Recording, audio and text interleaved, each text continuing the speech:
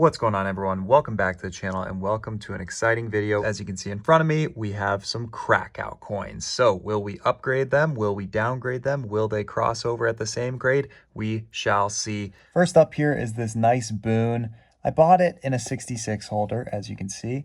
And I was thinking, especially with how nice this back is, that maybe we could get it into a 6+ or a 7 holder. That was the plan, at least. Unfortunately, it did not work. It just crossed over to a 66. So same grade. So we didn't lose anything but the $40 grading fee. So is what it is. Might lose a little bit on that. But let's see how we fare with this next coin. 1876S trade dollar. Really choice original surfaces. And guess what? This was details graded before by NGC. Obverse scratched. Okay, are you guys seeing any scratching? This is wild. I mean, what a nice looking coin. I think the scratches they're talking about are right there below the hand. Give you 2x zoom right there. Okay, like, yeah, I mean, it's scratched, but it's a 150-year-old coin. Like, it's not going to be perfect, and the rest of the coin is pretty perfect. So I bought this, and I was like, you know what? Let me just try sending it back in as is to PCGS, the other company, and see how it does. Ready? Bam, VF35. So they probably liked it for an XF as well, and maybe they saw the scratches and just netted it down 1 point to a 35. So we lose the Jonathan Kern collection designation, but I think that is a win. Even though it technically downgraded from XF to VF, a straight grade is going to be worth a lot more than a details holder. So that one I would consider a win. Okay, next up, we have this 1915S Barber half that was called VF Details Cleaned. And I mean, I was looking at the coin. This is not a super valuable coin or anything, but I was like, you know what? It's got kind of a nice look to it. Doesn't really look cleaned, maybe a few hairlines, but nothing to keep it out of a holder. So sent it in, and what do you know? Straight graded VF30. I'm happy with that. This was just kind of to prove a point that it wasn't a details worthy coin. Not that it was worth a whole lot of money, but whatever. I'm happy about this. That's a win. I will take it. Next up, let's go to a good old Morgan dollar, 1889 Philly. Take a look, nice blast white coin. This is a pretty sweet coin. And when I came across it in a 65 holder, I was like, hang on, this looks a lot better than a 65. So I proceeded to crack it out, and I didn't even realize how much this coin jumps in 66 and 67. We're talking a huge price spread from a 65. I bought this coin for like $180, and I was hoping a 66 would be worth like, I don't know, like $400. Well, no, a 66 actually jumps up to around $800, even more if it gets the CAC sticker. So it's safe to say I was pretty excited when this thing came back as an MS66. Oh boy. Full point upgrade going from NGC to PCGS. This was an older NGC holder, maybe from the early 2000s, 20 years old. And clearly PCGS agreed with me that it was nicer than a 5. Oh, and I'm not the only one who thought it was 66 worthy. Check this out. Bam! It got the green bean. Here's a CAC reveal for you guys. So this is a big win. Not only did we upgrade it, we got the sticker. This coin now bids at like $900 with the sticker. But the most recent sale was like $1,500, and there's multiples actually between $1,500 and $2,000 selling. Sounds crazy. That's over CPG value, but this is just a tough coin. I didn't realize it was this tough. In all my years, I did not think this was worth that much. So I would consider that a huge win, nearly a $1,000 potential profit gain.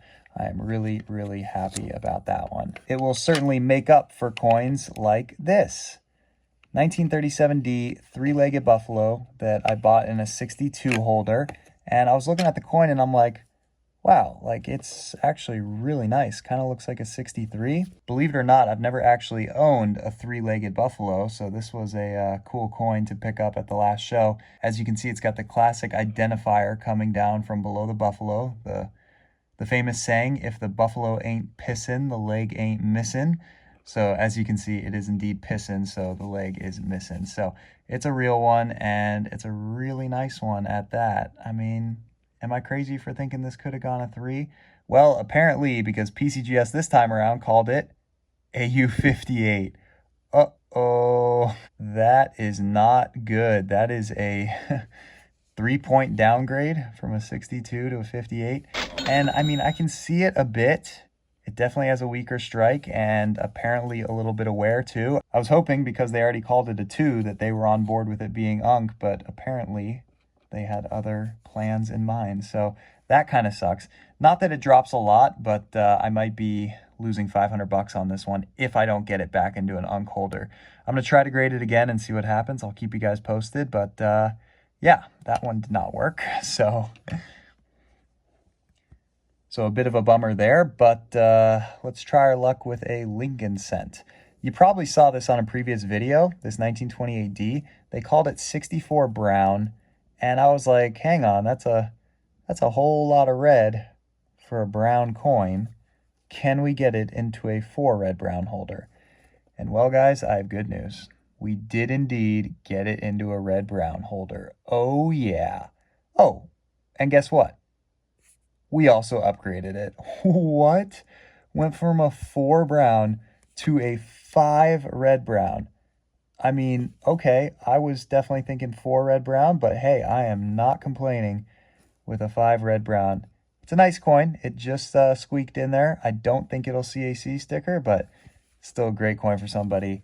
Very happy with that. I think it doubled or maybe even tripled the value. All right, next up, we got this 1808 bust half. It was previously VF Details Environmental Damage. And I was looking at the coin. I'm like, man, that's a pretty nice coin. Can we get like a straight grade? Maybe get a VF30 or something? What do you guys think? Take a good look. That's a pretty nice coin, right? I mean, it's got a little darkness to it, but it's a 200-year-old piece of silver. Cut it some slack. So I sent it in, and what do you know? No, still environmentally damaged, but we did get the upgrade from VF to XF. So what do you guys think? Comment down below. Is this an upgrade? Is this a win? Or is this a loss? I mean, I think it's a win. It probably goes up in value. I think I'm going to leave it in this holder and just sell it like this. Really nice coin for somebody. Kind of looks original. I don't know. Maybe it's too crusty and original that it's environmentally damaged. Who knows? I like it though. All right, another Morgan. This is one that I was super excited about. When I found this thing at the Baltimore Coin Show in a PCGS MS65 holder, I jumped on it because I'm like just looking at the coin going, hang on, 65? Why? Look at the quality of this coin. The back is like a 67. I mean, there are no marks on the back. On the front, there are a couple little marks in the field here, a couple bag marks, but the cheek is extremely clean. Let me give you some different lighting there. I mean, that is just a wicked coin. Semi-PL, really cool look to it. And I was hoping for a 6 all day, maybe even a 6+. Just can't go 7 with the marks over here in the field. So I tossed this in the show grading batch, and what do you guys know? It graded a bang. MS66. Okay. I thought for sure it would get the 66 and maybe even have a shot at a 6+. I'm tempted to try it again, but I think I might just send this off to CAC and call it a day. What do you guys think? What do you guys think? Be real with me. Trying to get a good angle at it here. Can this go 6+? Or should I just settle with the 6? One final look. There you guys go. Nice coin. Super nice coin. I think this will CAC sticker every day of the week, and then I will ask a lot of money for it because this is just a coin you don't see like that every day. By the way, correct me if I'm wrong, but back in like the 50s, the 030 Morgan was one of the toughest Morgans to get. And this coin in like the 50s or 60s would have been worth a fortune until they found the original mint bags in like the basement of the treasury or whatever when a bunch of uncirculated 030s came about. Comment down below. Is that just a myth? Or did I hear that story correctly like 10 years ago when I heard about that? All right, next up, 3 more. We got the 32S quarter. I bought this in a 63 holder just like this. And I thought, you know what? This coin should be able to be restored. And I can get all this ugly tarnish off and probably get it into a 4 holder. Well, what do you know? The ugly tarnish is still there. And I was not able to restore this coin. It stayed the exact same. What a bummer. I thought it was going to clean up, and to add to the misery, PCGS called it a 2. So we downgraded the coin and it didn't clean up. I'm just bummed about this one. Is what it is. I'll take the L. It's going to be a bit of a loss. Still like a decent coin for somebody, especially now it's in a 62 holder. Should be a good buy if somebody doesn't mind kind of the tarnish, but oh well, you don't win them all. Speaking of not winning them all, this 04S I bought in an XF45 CAC holder. Then I sent it to PCGS, broke it out, tried to get an AU50 from PCGS, did not work. They sent it back in a 45, so we lost the CAC sticker in the process. So I said, all right, you know what? I'll send it to NGC. Maybe they will give me the AU50 grade. I mean, it's a nice looking coin. I agree that it definitely looks like an XF45, but I think there's like a 20% chance of this thing going AU50, and there's a huge price jump into an AU50 holder. So I figured it was worth a shot, and this is the third time now of them calling it XF45. So now we're back into an NGC holder. Oh boy. All right, probably, I don't know at this point, back to PCGS it goes and then try to get the sticker again. Is what it is. I'll probably lose money on this thing. I paid up for it and this is what I get. So yeah, you definitely win some. You have some big come ups where you make good money, but you definitely risk it for the biscuit sometimes and lose money. And that is the case on that one. Cracking coins is not for the faint of heart. Okay, last one. We got this 1893 Isabel quarter, which was graded MS64 by NGC. This is one that was very dark and very kind of unattractive. And I said, you know what? I think I can get this to come back around and do a little conservation job on it to make it look great again. Unbeknownst to me, this coin has some wild PL surfaces, which is super cool to see on a Isabel quarter. They usually do not come this flashy. And I was looking it up. NGC, I think they've called dozens of Isabella quarters proof-like, but PCGS, I think they've graded 7 as PL.